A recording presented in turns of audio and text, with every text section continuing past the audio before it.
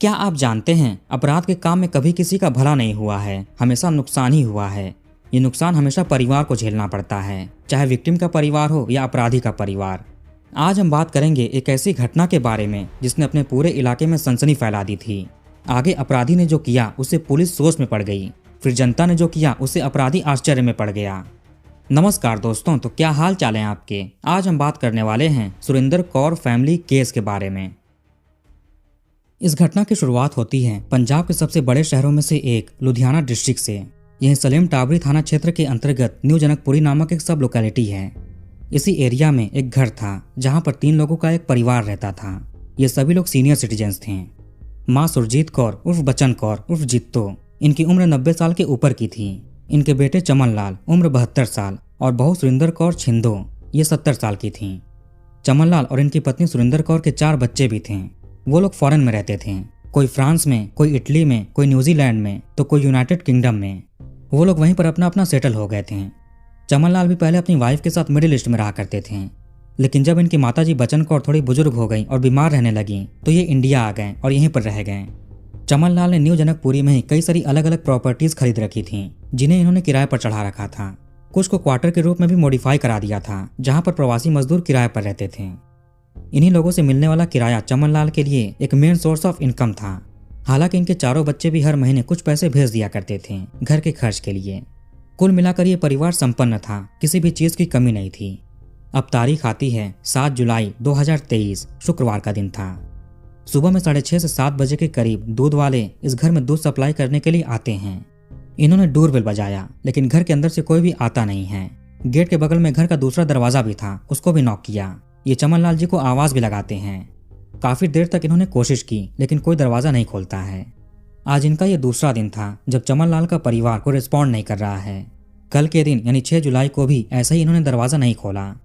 ये एरिया भी काफी चहल पहल वाला है, लोग मिलजुल कर रहते हैं। कल की तारीख में जब परिवार से कोई भी नहीं आया तो दूध वाले की आवाज सुनकर पड़ोस की एक महिला बाहर निकलती है। उन्होंने चमन लाल के हिस्से का दूध अपने पास ले लिया। सोचा कि वो लोग कहीं गए होंगे, जब आएंगे तो उनको वापस लौटा देंगे। कभी कभार ऐसा होता भी था, जब कभी ये तीनों लोग बाहर होते, कोई घर पर नहीं होता, तो पड़ोसी उनके हिस्से का दूध, अखबार वगैरह ले लिया करते थे। जब वो आते तो लौटा देते। ये नॉर्मल हो गया था। 7 जुलाई को भी जब दूध वाले चमन लाल जी के घर का दरवाजा खटखटा रहे थे तो फिर से पड़ोस की महिला बाहर निकलती हैं। वो कहती हैं कि कल सुबह से ही तीनों लोग दिखाई नहीं दिए हैं। उनके हिस्से का कल का दूध भी ऐसे ही घर पर पड़ा हुआ है। उनकी मेड भी कई बार यहाँ पर आई थी, दरवाजा खटखटाया था लेकिन कोई रिस्पॉन्ड नहीं दिया, जिसके बाद वो वापस लौट गई। पड़ोसियों ने परिवार को आखिरी बार 5 जुलाई की शाम को देखा था। चूंकि ये गर्मी का मौसम था तो लोग बाहर बैठा करते थे। शाम को ये लोग भी बाहर बैठे हुए थे, मोहल्ले वालों से बातचीत कर रहे थे, हंसी मजाक हो रहा था। उसके बाद रात में जब ये लोग वापस अंदर चले गए फिर बाहर नहीं निकले। किसी पड़ोसी ने उन्हें कहीं बाहर जाते हुए भी नहीं देखा था। अगर कहीं गए भी होते तो घर पर ताला लगा हुआ होता। पड़ोसियों को भी बोल कर जाते कि घर का ध्यान दीजिएगा। दूध वाले और पड़ोस की महिला आपस में ये सब कुछ बात कर रहे थे। कुछ और पड़ोसी भी इनकी बातें सुनकर पास आए। उन्हें भी कुछ अजीब लगा कि चमन लाल और उनकी फैमिली 2 दिन से दिखी क्यों नहीं, वरना उनकी माँ बच्चन कौर पीर बाबा के दरबार में आती थी जो घर के सामने ही था। सुरिंदर कौर भी दिखाई देती थी। अब कुछ लोग इकट्ठा होकर चमन लाल के घर के पास जाते हैं। उन्होंने वापस से घर का बेल बजाया, अंदर आवाज दिया। इनका ध्यान इस बात पर भी गया कि घर के दरवाजे अंदर से बंद हैं। बाहर से ना तो ताला लगा हुआ है और ना ही कुंडी लगी है। इसका मतलब कि वो घर के अंदर ही हैं, पर दरवाजा क्यों नहीं खोल रहे हैं। कुछ पड़ोसियों को घर के अंदर से हल्की हल्की स्मेल भी आ रही थी, जैसे एलपीजी की स्मेल हो। अब कुछ लोग गेट के पास की दीवार कूदकर बाउंड्री के अंदर गए देखने के लिए। यहाँ एलपीजी की गंध और भी ज्यादा महसूस हो रही थी। इन्होंने पहले तो गेट खोला जो अंदर से बंद था, ताकि और पड़ोसी अंदर आ सकें। अब सभी लोग घर का दरवाजा खोलने की कोशिश करते हैं। थोड़ी मशक्कत करने के बाद मोहल्ले वालों ने दरवाजा खोल दिया। जब ये अंदर प्रवेश करते हैं तो इन्हें कुछ अजीब महसूस होता है। यहाँ पर कुछ कुछ सामान बिखरे हुए थे, अस्त व्यस्त थे। जैसे ही ये लोग एक रूम में गए, वहां का दृश्य देखकर इन सभी लोगों के रोंगटे खड़े हो जाते हैं। उस रूम में तीनों लोगों का शव पड़ा हुआ था। सास बच्चन कौर और बहू सुरिंदर कौर का शव बेड पर पड़ा हुआ था और चमन लाल का शव उसी रूम में फर्श पर था। तीनों लोग रक्त में भीगे हुए पड़े थे। पूरा रूम लाल रंग में रंगा हुआ था। इस रूम की अलमारियां वगैरह भी खुली हुई थी, सामान बिखरे थे। दूसरे रूम की अलमारियां भी खुली पड़ी थी। सारी चीजों को देखकर फौरन लोगों ने 7:30 बजे पुलिस को कॉल किया। सलेम टाबरी थाने की पुलिस मौके पर पहुंचती है। शवों की दशा को देखकर समझ में आ गया कि यहाँ पर कत्ल हुआ है। घर में 3-3 लोगों का कत्ल, वो भी एक चहल पहल वाले इलाके में। ये अपने आप में काफी बड़ी घटना थी। इलाके में सनसनी फैल चुकी थी। यहाँ पुलिस के बड़े बड़े अधिकारी, पॉलिटिशियंस, न्यूज मीडिया के लोग भी पहुंच जाते हैं। पुलिस अननोन के ऊपर कत्ल का मुकदमा दर्ज कर अपनी जांच पड़ताल शुरू कर देती है। पहले तो घर की दशा को देखकर लगा कि यहाँ पर चोरी हुई है, लेकिन जब पुलिस ने अलमारियां वगैरह चेक किया तो वहां पर पैसे, कीमती गहने वगैरह पड़े हुए थे, मौजूद थे।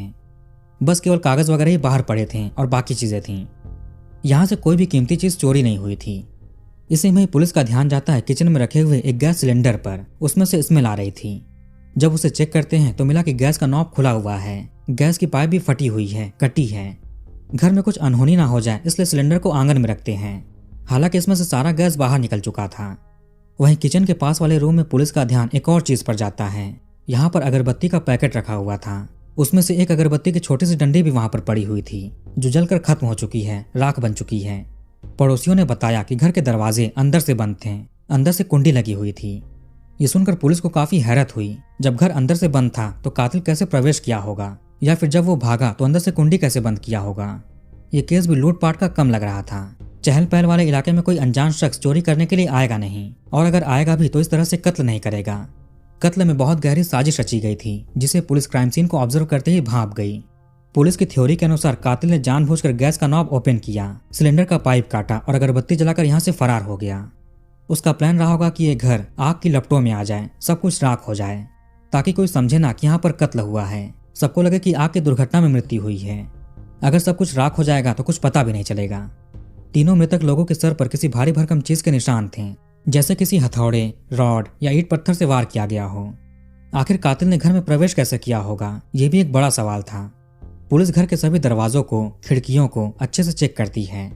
पड़ोसी जिस दरवाजे से फोर्सफुली अंदर गए थे उसके अलावा कोई और दरवाजा खिड़की टूटा फूटा नहीं था। अब पुलिस घर की छत पर जाती है देखने के लिए, शायद यहाँ से कोई आया हो।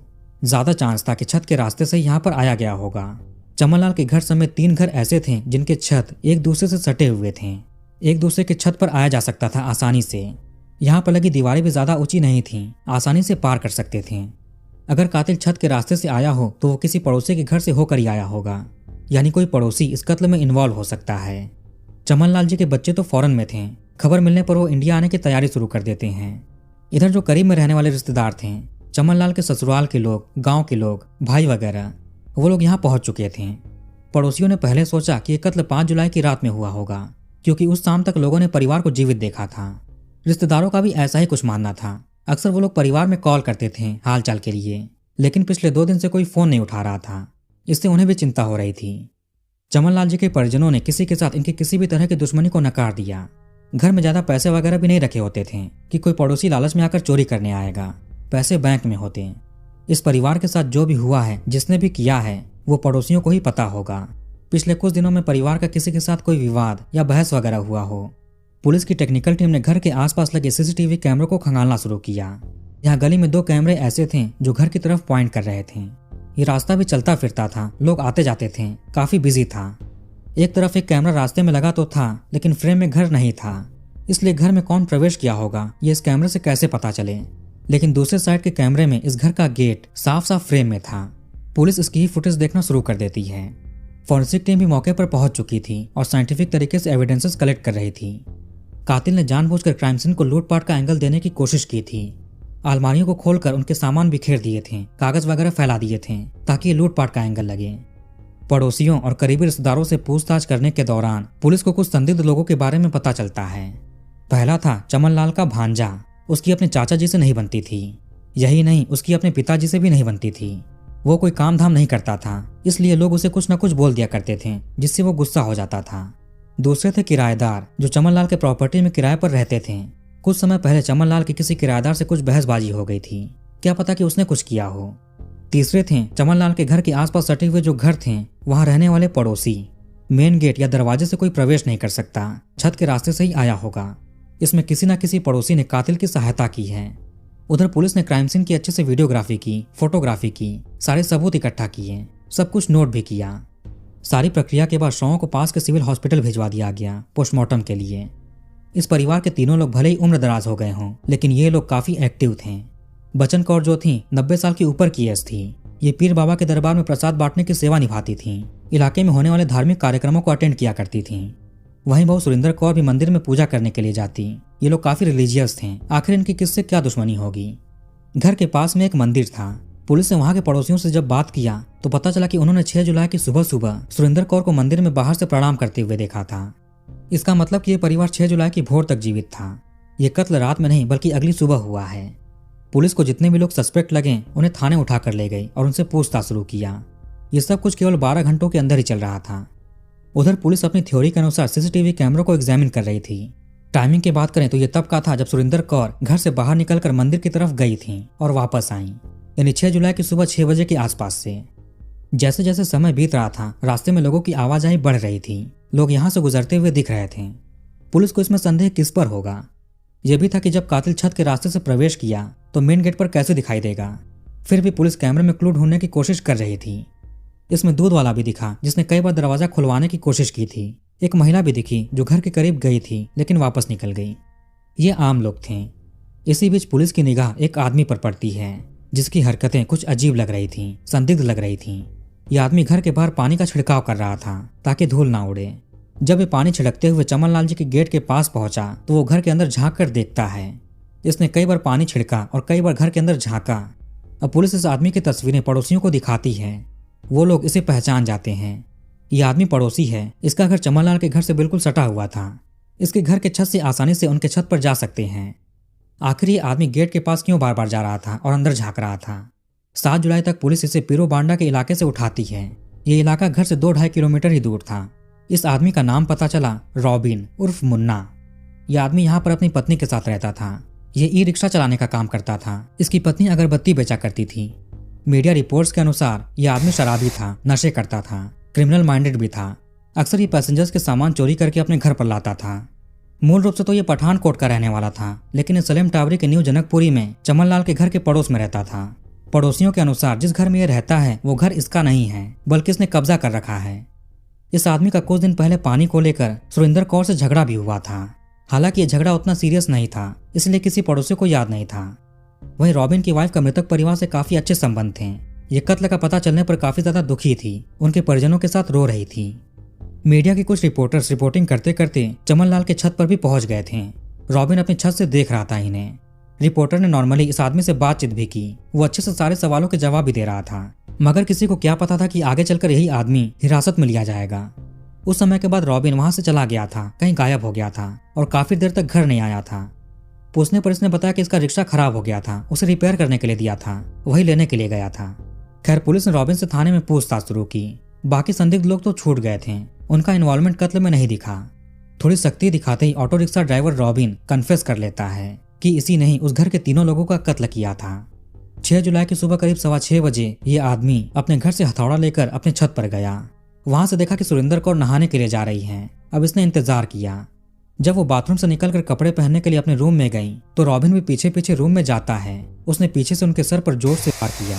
ये उससे बचने की कोशिश करती हैं, चिल्लाती हैं। आवाज सुनकर एक रूम में सो रहे इनके पति चमनलाल इस रूम में आते हैं। इन्होंने रॉबिन को कत्ल करते हुए देख लिया। अब रॉबिन ने चमनलाल पर काबू पाया, उनके सर पर वार किया। वो इसी रूम में जमीन पर गिर जाते हैं। अब रॉबिन रूम से निकलकर सीढ़ी चढ़ने लगा, भागने लगा। तभी बगल वाले रूम में बचन कौर जग जाती हैं, लाइट ऑन करती हैं। इन्होंने रॉबिन को रक्त में लथपथ देख लिया। ये रूम में अपने बेटे और बहू का शव भी देखती हैं। इसे देखते ही ये अपने रूम में भागने लगी। तभी रॉबिन इनके सर पर भी वार करता है। ये अपने रूम के बेड पर गिर जाती हैं। जब लगा कि इनकी भी मृत्यु हो चुकी है तो रॉबिन इन्हें चादर में लपेटकर कत्ल वाले रूम में ले गया और बेड पर लिटा दिया जहां पर सुरेंद्र कौर का शव था। इसके बाद ये आदमी घर के सारे सामान बिखेरता है ताकि लूटपाट का एंगल लगे। इसने चमनलाल जी का मोबाइल फोन चोरी कर लिया, साथ में कुछ कैसेट्स, एक वीडियो कैमरा, एक ब्रीफ केस भी चोरी करता है। लगा कि इसमें पैसे होंगे। बाकी पैसे गहने तो लॉकर में थे। इसने उन्हें तोड़ने की कोशिश नहीं की। सुबह सुबह का टाइम था, मोहल्ले में काफी सन्नाटा था। ऊपर से घनी आबादी वाला जगह है, जरा भी शोर होगा तो लोग सुन लेंगे। थोड़ी बहुत चीजें चोरी करने के बाद ये पूजा रूम में गया। वहां से अगरबत्ती लेकर आया। एक अगरबत्ती को जलाकर ये रूम में रख देता है। फिर ये किचन में जाकर गैस का नॉब ऑन करता है ताकि गैस लीक हो। इसने सोचा कि यहाँ पर आग लगेगी जिसमें सब कुछ खाक होगा, यानी पुलिस की थ्योरी सही साबित हो रही थी। इसके बाद ये आदमी सीढ़ियों के रास्ते छत पर जाता है। वहां से दीवार कूदकर अपने घर पर चला गया। उस वक्त इसकी पत्नी सो रही थी। यह आदमी अपना हैमर धुलता है, उसको सुखाता है, फिर इसने उसे एक जगह पर छिपा दिया। इसके बाद ये नहाता है, कपड़ों को अच्छे से धुलता है जिस पर रक्त के छींटे थे। इसके मोबाइल के बैक कवर पर भी छींटे आ गए थे, उसको भी साफ करता है। अब बस इसे आग लगने का इंतजार था, कब एलपीजी जलती हुई अगरबत्ती के पास पहुंचे और सब कुछ राख हो। काफी देर होने के बाद भी इसे कोई शोर नहीं सुनाई देता है, यानी कि अभी तक आग नहीं लगा है। फिर इस सड़क पर पानी छिड़कने के बहाने चमनलाल के गेट के पास जाता है, बार बार अंदर झांक कर देखता है आग क्यों नहीं लगी अभी तक। खुशकिस्मती से उस सिलेंडर में गैस बहुत कम बचा था, जिस कारण वो अगरबत्ती तक नहीं पहुंच पाया। इसमें खिड़कियों का भी बहुत बड़ा रोल था, क्योंकि वो खुले हुए थे। गर्मी का टाइम था तो लोग खिड़की खुली रखकर सोते थे ताकि ठंडी हवा आती रहे। इसी वजह से गैस खिड़की से बाहर निकल गया, घर में नहीं फैला। अब आखिर इस आदमी ने अपने ही पड़ोसियों का कत्ल क्यों किया? इसकी इन बुजुर्गों से क्या दुश्मनी हो गई थी? रॉबिन की रंजिश बस केवल सुरिंदर कौर से थी। ये बस उनका ही कत्ल करना चाहता था, लेकिन कत्ल करते हुए पहले चमनलाल ने इसे देखा, फिर उनकी माँ बच्चन कौर ने देख लिया। कहीं वो लोग पोल ना खोल दें, इसलिए उनका भी कत्ल करना पड़ा। रॉबिन ने पुलिस को बताया कि जो सुरिंदर कौर थी वो अक्सर रॉबिन से कहती कि तुम्हारा बच्चा कब होगा। रॉबिन 42 साल का हो चुका था, इसकी शादी को 5 साल हो चुके थे, लेकिन इसकी कोई संतान नहीं थी। शादी होते ही लोगों का पति पत्नी से बात शुरू हो जाता है कि बच्चा कब होगा। इसमें कोई नई बात नहीं है, यही चीज यहाँ पर भी थी। रॉबिन का कहना था कि जब भी सुरिंदर इसको देखती थी तो बच्चे की बात छेड़ देती थी, यहाँ तक कि आसपास कैसे लोग मौजूद हैं इसके बारे में भी सोचती नहीं थी। कई बार इन्होंने रॉबिन को उसकी पत्नी के सामने भी बोला कि बच्चा कब होगा।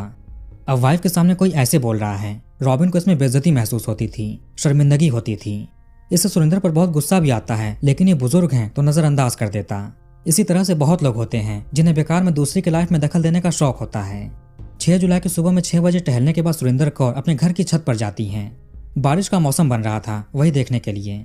तभी इन्हें रॉबिन की छत से कुछ आवाज आती है। ये उस तरफ झांक कर देखती हैं। रॉबिन अपनी मुर्गियों को दाना खिला रहा था, साथ में अपना फोन भी चला रहा था। सुरिंदर ने रॉबिन को देखते ही फिर से बोला, तुम यहाँ पर बैठे हो, तुमको बच्चा नहीं हो रहा है, किसी की मदद ले लो।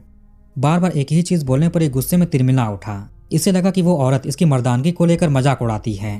पत्नी के सामने कई बार बेइज्जत किया कि बच्चा क्यों नहीं हो रहा है, किसी की मदद ले लो। इसके बाद रॉबिन नीचे गया और वहां से हथौड़ा लेकर आया। इसने सोच लिया कि सुरिंदर कौर को आज नहीं छोड़ेगा और फिर सारे कत्ल को अंजाम दिया। इसके कन्फेस करने के बाद पुलिस इसके घर की तलाशी लेती है। रॉबिन ने चमनलाल का मोबाइल फोन चोरी किया था, उसका सिम कार्ड निकाल कर ये फेंक दिया था और मोबाइल रख लिया था। पुलिस ने उस मोबाइल फोन को, 7 कैसेट्स को, एक कैमरा, कत्ल के दौरान पहने हुए कपड़े जिसमें टी शर्ट और लोअर था, वो ब्रीफ केस, हथौड़ा भी बरामद किया गया। फॉरेंसिक जांच में हथौड़े पर रक्त के अंश भी पाए गए। रॉबिन को कत्ल के कन्फेशन के दौरान कोई पछतावा नहीं था। इसने कहा कि सब कुछ बताकर इसे हल्का महसूस हो रहा है। यह पुलिस से रिक्वेस्ट करता है कि इसकी पत्नी को भी अरेस्ट करके इसके साथ जेल में रखिए। यह सुनकर पुलिस हैरान रह जाती है, क्योंकि उसका इस केस में कोई रोल नहीं था, वो निर्दोष थी, फिर उसे क्यों अरेस्ट करें। रॉबिन कहता कि वो बिल्कुल अकेली है, इसके सिवा उसका कोई नहीं है। आस पड़ोस के लोग पहले से ही बहुत ताने मारते थे बच्चे को लेकर, अब तो लोग उसको जीने भी नहीं देंगे, क्योंकि उसके पति ने 3 कत्ल किए हैं। पुलिस मोहल्ले में जाकर लोगों से अपील करती है कि रॉबिन की पत्नी को परेशान ना करें। वहां के लोग भी समझदार थे, उनका कहना था कि रॉबिन ने कांड किया है, उसकी पत्नी ने नहीं, तो उसकी सजा इसे क्यों देंगे। यह हमेशा से चमनलाल के परिवार के साथ थी, शुभचिंतक थी। चमनलाल अक्सर बीड़ी पिया करते थे। ये उन्हें मना करती थी कि नशा छोड़ दीजिए, वो इसके माता पिता के समान थे। लोगों ने कहा कि ये यहाँ पर रह सकती है, कोई परेशान नहीं करेगा, इसकी ये लोग अपनी बेटी की तरह ध्यान रखेंगे। इसने भी कहा कि अपने पति के साथ जेल में नहीं रहना चाहती, वो अपनी सजा खुद भुगते। पुलिस का कहना था कि इन्होंने 12 घंटों के अंदर ही केस को सुलझा दिया और कातिल को पकड़ लिया था। पुलिस ने बिल्कुल स्ट्रॉन्ग केस बनाया है और ये आरोपी को फांसी दिलाने की पूरी कोशिश करेंगे। तो वीडियो को यहीं पर खत्म करते हैं। आप कमेंट करके अपनी राय बताइए। इस वीडियो को लाइक और शेयर करिए। चैनल को सब्सक्राइब करके बेल आइकन ऑन कर लीजिए। मिलते हैं नेक्स्ट वीडियो में। धन्यवाद।